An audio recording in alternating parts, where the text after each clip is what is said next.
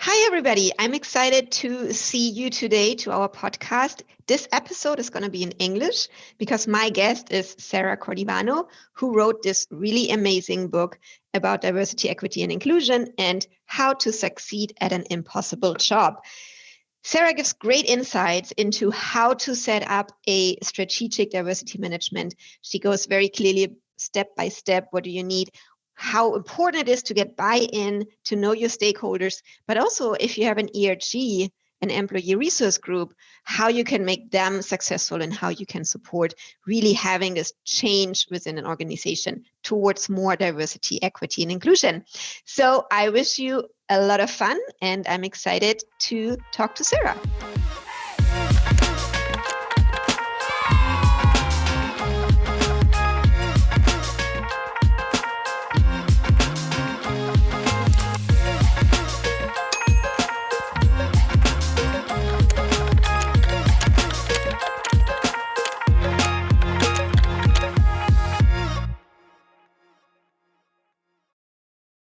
All right. Hi, Sarah. I'm very excited to have you in the podcast today. And yeah, let's jump right into it. Can you introduce yourself to our audience? Absolutely. So first, thank you for having me today. My name is Sarah. I work in diversity, equity, and inclusion in Germany. And I am originally from Philadelphia. I moved to Berlin about 7 years ago. And I started my career transition into DEI, and ever since I've been working with companies, supporting them to implement DEI strategies. Awesome. So I always like to start with your personal motivation. What makes diversity important for you? Yeah, so I got involved in DEI through employee resource groups, and I realized how much opportunity there is to bring the grassroots energy to change, to see change within a company, to bring that into a corporate space. But even before that, my research at university was around access to maternity care. So I really already had this interest in how equitable healthcare is. And this was in the US where I was studying. So that was sort of one of the original motivations I had, understanding equity in the context of society. And then through working with tech, I saw that, tech often makes that equity worse. And I through my career, decided that this is a path I want to take, and eventually moved from the employee resource group space into more strategic work within companies. That is an exciting journey, and it's actually something I see quite a lot. Many times I get requests or questions from different employee research groups, and from that we can actually start getting bigger and changing the whole picture a little bit more. That's very exciting. And so organizational-wise, what is your experience exactly with diversity management in the organizational space? And then also, why is it important for organizations? Yeah, so as I said, I started from this grassroots employee resource group side of things. And I realized that you can have a lot more power from the strategic angle. So I transitioned to my first real strategic role was a senior diversity officer role. And through that, I began to understand how to create DEI strategies, how to do change management within a corporate space. And then I kept going with that. So I then took a maternity cover role as a director of DEI, which also gave me more understanding about decision-making, executive buy-in. And then most recently, I'm working in strategy and governance. So really taking a strategic vision and figuring out what is the governance behind it? How do we actually create ownership and accountability for DEI throughout an entire organization?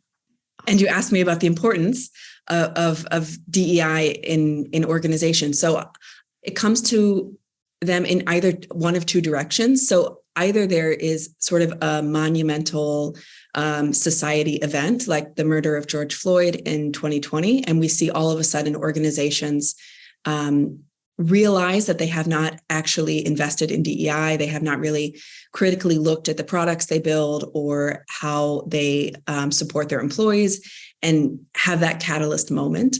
But I also see it coming from their stakeholders. So I see a lot of organizations feel pressure from their employees or their customers or even their investors.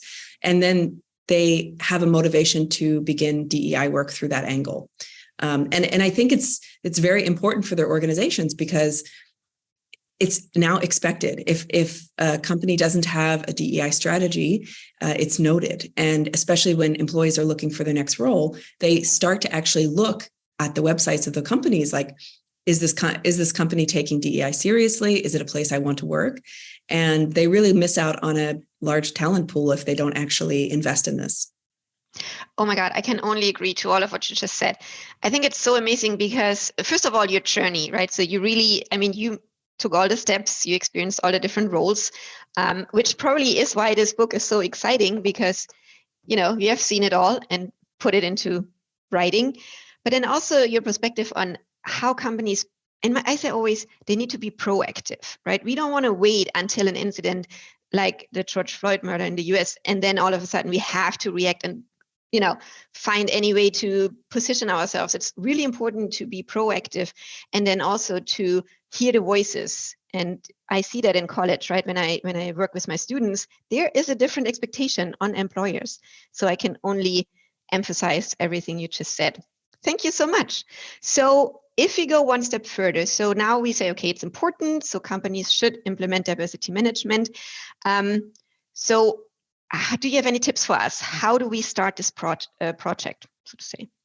Yeah, I think the first most important thing is to find someone who owns this work.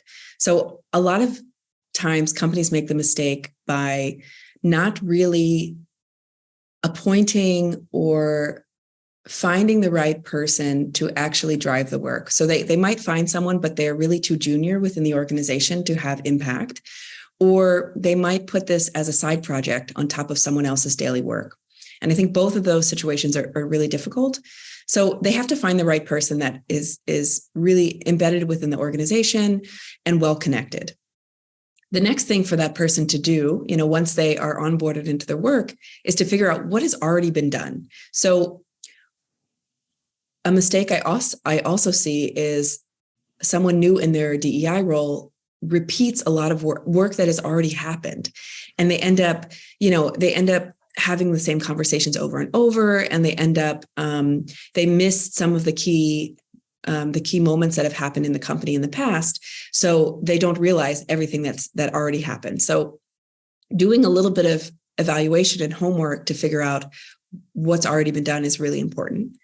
The next step I would say is find the key stakeholders. So who are the decision makers embedded within your organization that control HR processes, compensation processes, culture, and compliance. And then if the DEI role is also facing externally as well, who makes decisions around product? Who makes decisions about how inclusive the product you build is, or your customer base? How do you identify where your target customers are? So you really have to do all that work to figure out the entire landscape.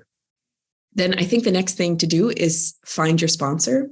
So I think of this person as your superhero on the executive team who can who really, of course, knows the whole company and is well connected and very visible, but can also help you unblock doors. So someone who can really step in, get you resources, get you access to the right people, elevate the work that you're doing, give it more visibility. Then the next thing, I'm really going to go all through it because why not, right? There's a whole chapter in my book, by the way, about getting started. So if you're in that situation, you can also see the recap in the book. But setting a strategy becomes the next really important thing. So a big mistake I see new DEI folks making is that they work in a very reactionary way. They aren't thinking strategically. They're organizing diversity-related events. they are responding to concerns from customers or employees, and maybe they are putting a training together, but they're not really thinking about the long-term strategic vision for the company. Like, where do they want to go in terms of DEI 5 years from now? So a strategy workshop becomes really important because you get all your stakeholders in the room. You already have that context of what has already happened. Your sponsor is there with you. And then you can decide together, in 5 years, where do we want to be? What is the company we want to be working for? What does that mean for DEI? Are we a more diverse company? Are we a more inclusive company? How are we more diverse and more inclusive? And then once you have that vision, you can start to work backwards and figure out what are the initiatives you need to put in place. So you've got your workshop now, you've got your first draft of your strategy. Now you need sign off. So now you need to bring it to the executive team and get their buy-in. They need to agree that this is something that they stand behind. And they also need to put the resources behind it. So this is a really important step, because if you have a fantastic strategy, but you don't have the resources and buy-in, it's a lot of wasted effort. So those would be the 5 things I would start with. But what do you think? Does that resonate with you? Oh, 1000%. I think what I also experienced many times is that I keep saying, right, it's not enough to be passionate about the topic. And I feel like this is what happens in a lot of organizations, where it's like you said, right, it's okay, you can do it, but they just do it with like 10% of your time. Or why do you need education on that? No, it's not that difficult, right? So it's not taking seriously enough. And with that, we lose a lot of potential on like all the benefits we can have with diversity management. And then in my experience, if we have tried it once and it didn't work out, it's so difficult to get money again and to get resources and budget, etc. Right? So this is what I always say too, is like emphasizing you have to have a strategy and do it from the first moment on, be strategic about it. And so love it. Perfectly said. Exactly. So the other thing I see though, and this is a question, sometimes people have struggles even asking for the first money to build that strategy, right? So because if you don't have the insight, this is how it happened to me, at least when my boss told me I should do diversity management. I'm like, well, I don't know how to do this. So I needed some money to first understand and build a strategy to then get the money for the next 5 years. So do you have any tips in that very first step on how to convince, like you said, the main stakeholders to find a sponsor to get them excited about this program? To be honest, I think it's very difficult to get started if you don't have that initial buy-in. Like, if you don't have someone in leadership that thinks it's worth $50K minimum, or it's not worth their time, let's say 4 hours a week of 4 hours a month of their time, then it's really hard. It's really hard to convince that person, because you're starting your job, but then you're also trying to convince people it's important. So I think it's tough, honestly. I mean, at this point in my career, at the moment I'm sort of interviewing for jobs, I would try to see whether that buy-in exists already. Yes. And if it's not there, I mean, there's still things you can do. Like, you can try to network with other people in the organization. There might be a member of the executive team. Maybe they're not in an HR role. Maybe they're not, maybe they're in tech or product, or maybe they're legal counsel. That might be your ally instead. So it could be about finding the right person, or connecting with the right team. So it could be a team around communications is really passionate about this, or employer branding, or even corporate affairs. I think it's all about finding the right group or person that can unlock doors for you. And I think if you spend 6 months and you can't find that person, I would not stick around. Just to be honest, I don't think this work is so difficult, and it's so hard to do change management on top of such an emotionally intense topic like DEI. I think if you don't have that champion or ally, it's really hard to do. I agree 1,000%. And I know this always sounds tough when we say that, right? But on the other hand side, I mean, this is what it is. If you are so passionate about this topic, if this is really important for you, and you don't get that buy-in, it's not going to happen, at least in this time zone, right? So if you're like patient enough and you say, okay, you know what, it's okay, I can work another year or two and wait, things will change eventually. But if you really want to see things happen, and I agree with you, sometimes it's the best way to then look for a new employer. So, but now we are in a situation where we do have buy-in. So what would be some short-term initiatives, some quick wins you can recommend for our audience? Yeah, and I think this is a good question, because it also gives me a chance to share that I don't think every DEI initiative needs to be expensive. There's some initiatives that are actually more about putting processes or governance in place, and it might not really cost any line, budget items, but budget in a line item, but it still takes effort to put in place. So even if you're in the situation where you don't have a big budget, but you do have the buy-in, I think you can still focus on some of these initiatives. So the first thing I would say is setting up an ERG program, so an employee resource group program. And essentially what this means is not just starting an ERG, typically it's employees that start those, not DEI managers, but putting the process in place to help employees get their ERG started. So it could be the charter document that supports an ERG to define their purpose. It could be the workshop a design for a workshop that helps them figure out what their goals are, or even a communication guide to help them figure out how to connect with the rest of the organization. So things like this, I mean, it takes some time to put this together, but it sets your ERGs up for success.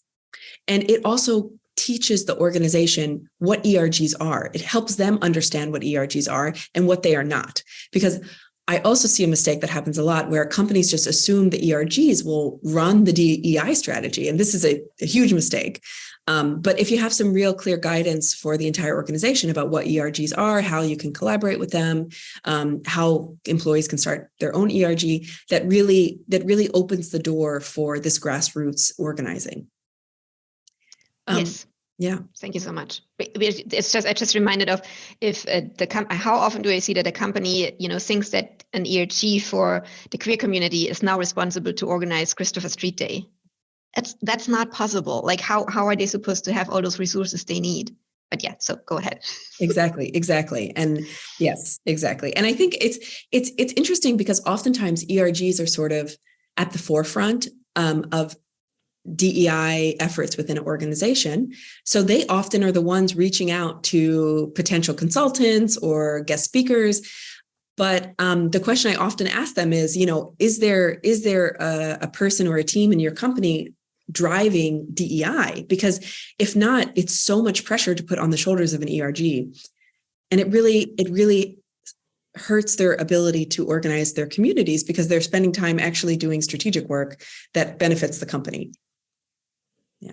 1,000%. So maybe a few more short-term initiatives to mention. I know I mentioned the sponsor a few times, but actually doing the work to find the right sponsor, onboard them, set their expectations correctly is I would put that's kind of like the first thing I would do. And it takes some time to get that person, find the right person and get them up to speed. And then you can also think about as short-term initiatives, some resources or guides that you can develop and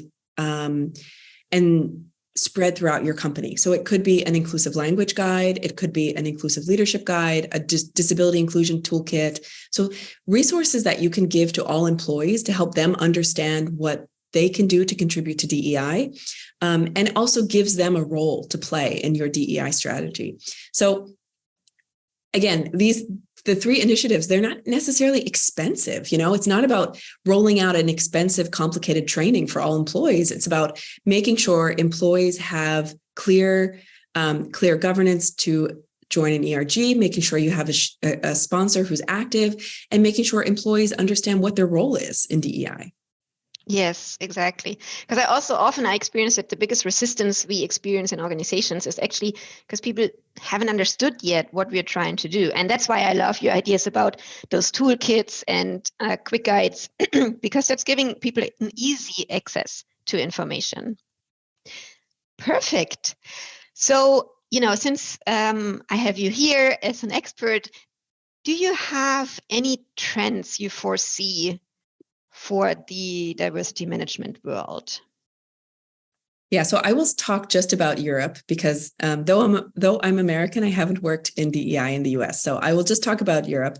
So definitely we are in a very interesting time. So I'm seeing a lot of companies really look critically at their investment in DEI, decide whether they can afford to continue this level of investment. So for some companies, I've seen them scale back their DEI work, or maybe not scale back their team size, but just lower the ambition level of the DEI strategy. They're slowly understanding how much effort and time and money it takes to implement this, that they realize that they need to slow down, which is a bit unfortunate because I think the industry will work in cycles. And I think in a few more years, we'll see either a global event or regulations that actually require companies to invest again. So we see this sort of peaks and valleys, which it's unfortunate because the motivation sort of drops during those valleys, and then you have to do a lot of work to build that up again. So I think that's, let's see what that shows, what that means for the industry. I also have seen a lot of DEI folks who were employed in companies consider going out and starting their own consultancies. So they have been either frustrated or they feel like they have reached a limit of what they can do within one company, and they want to offer their services broadly. And I think this is really interesting. I think it's resulted in a much more diverse group of consultants in the DEI space in Europe. And I think they have plenty of work to do. Like there's no shortage of companies that are ready to hire them. But I'm hoping that there is enough work that is sustained, and that we see their expertise being utilized within companies, and not just as a guest speaker, but really companies want to utilize this expertise to build a strategy or to understand their own equity internally. Yeah. And then, of course, I can't not talk about AI. So, I mean, I can say personally, it's changed my work substantially in the last 6 months. So I don't rely on it for any development of new ideas, but it just saves me so much time in writing, in editing, in synthesizing information, that I see there's this huge opportunity for us to use AI, save us time, and give us more capacity to actually do meaningful work. So I'm optimistic. Let's see. I think it also requires a lot of guardrails and supervision, but I think it's a net positive for our work, not in DEI, but more broadly in society as well. Yeah, and just for our maybe not native speaking audience, AI, artificial intelligence. In German, we call it künstliche Intelligenz, GPT, and all the things we have out there, right? Awesome. Yes, those are all very good points. What I see happening with of course I can relate, right, with not wanting to work in a company, but being out in the consultancy business as I am doing it. But I really see a benefit in that too, because companies have the ability to buy the knowledge on point, right? So I can buy exactly what I need. I don't especially in the beginning when they are not ready yet to hire a full-time diversity manager, they can buy that expertise to help build you up. And this is actually something I see on a regular basis, where we start with external support. And then, as you said, they understand how big it is and how much resources it needs. And then from, step by step, the team is getting bigger, the resources are coming. And so I do think that this is a really good, which I think we see in the business world overall, right? Freelance working, where it's really, I just need you for this specific project for this amount of time, and then I'm going to, use you for that. I think that's in general something we see changing in the world of working. Let me specifically mention. So I realized how much of confusion there is around hiring a DEI consultant.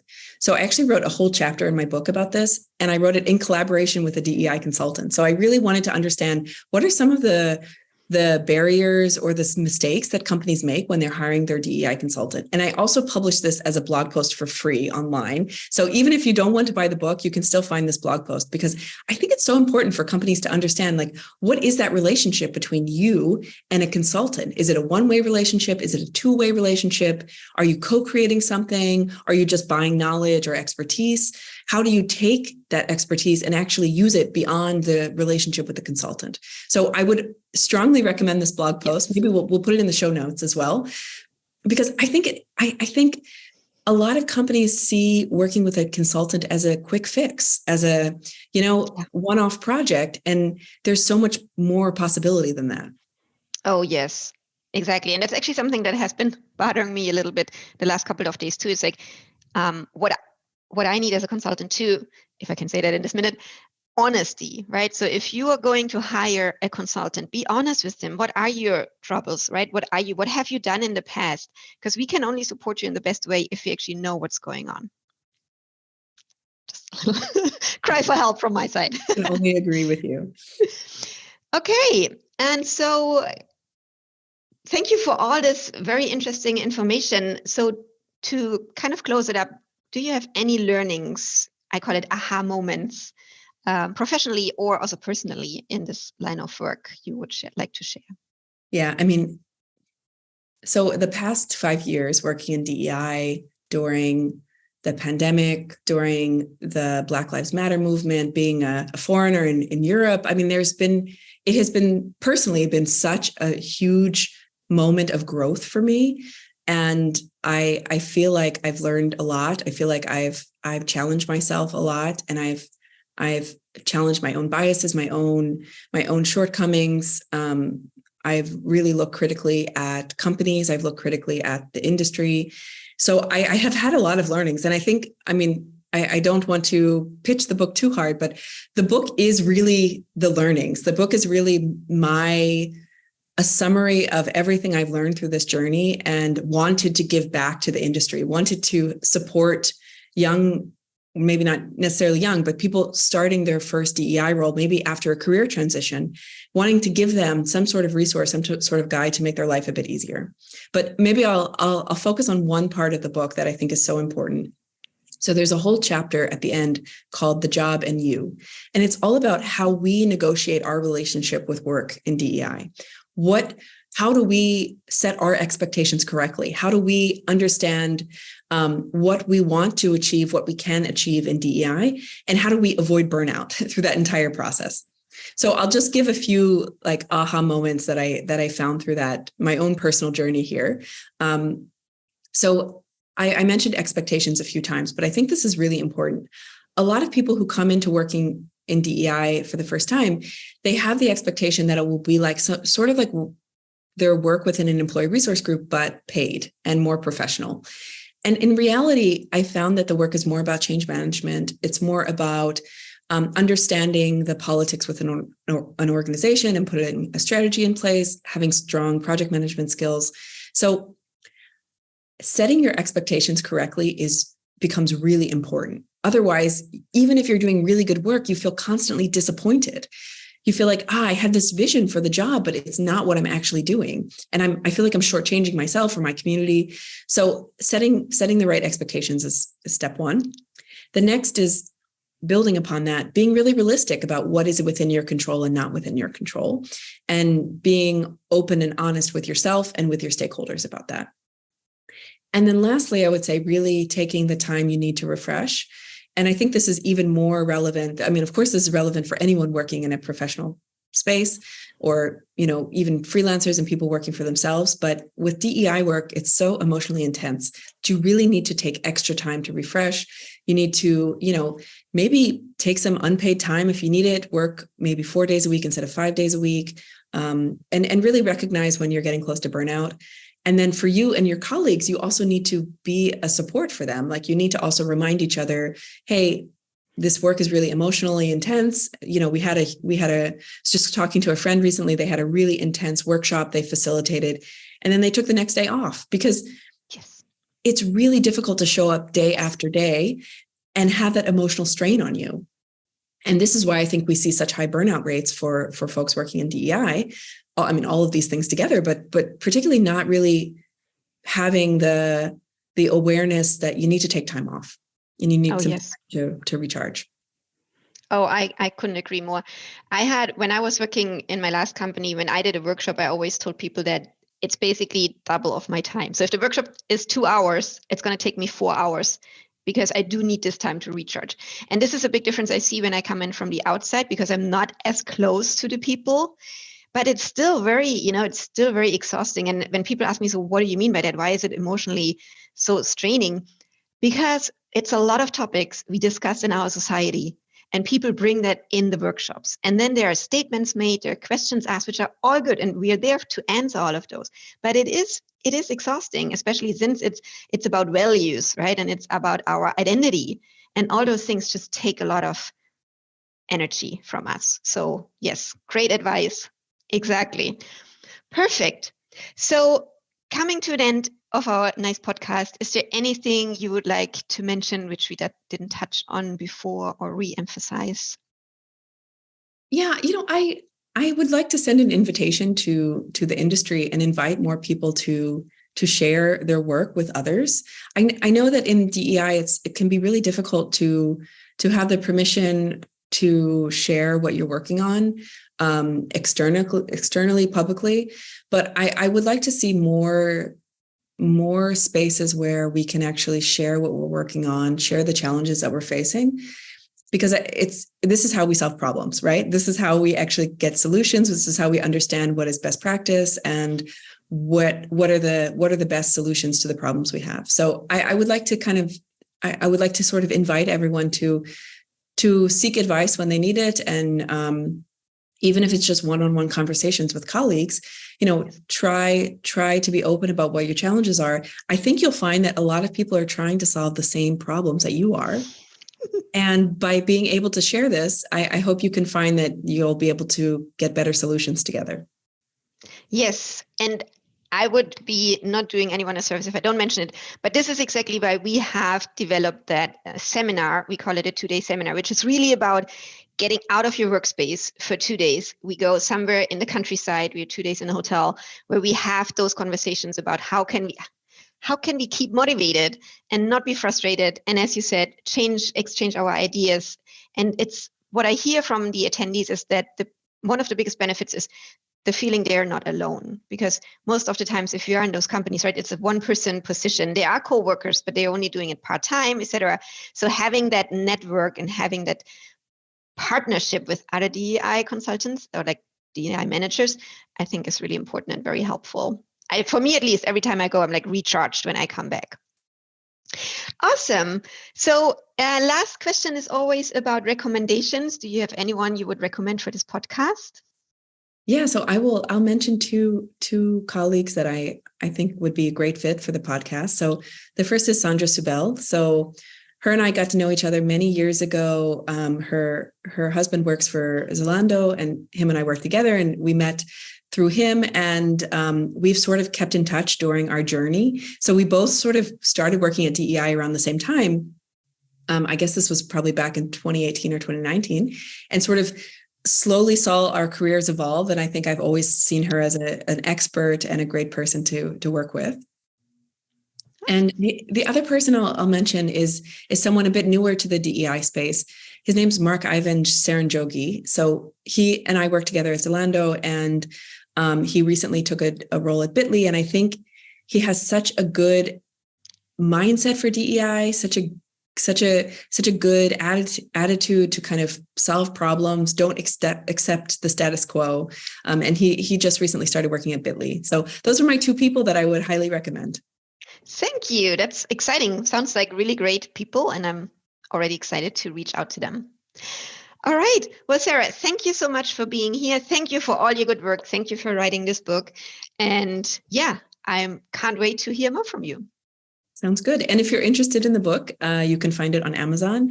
If you are in the situation where you can't afford to buy the book, or the price is prohibitive in some way for you to purchase it, but you think that it would really benefit your work, there's a form on my website where you can request a digital copy for free.